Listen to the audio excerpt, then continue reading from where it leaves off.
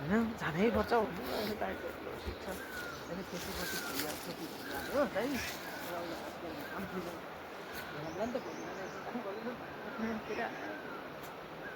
फेरि पछि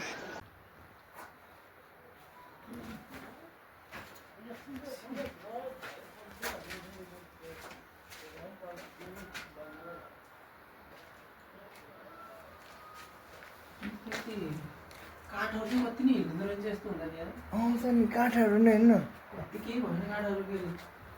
त्यो अन्डै फुट्यो यसरी फुटेको नि घर त हेर्नु कहाँ यहाँ तल्लो गाह्रोसम्मै क्षति पुगेको माथिको गाह्रो मात्रै नभइकन यो तल तलसम्मै फुटेको इँटाको फेरि एउटा केही भएन पछामै कत्रो एकजनाले यत्रो खर्च दुर्घटना हो अब के गर्नु मरियो मान्छे बाँचियो भनौँ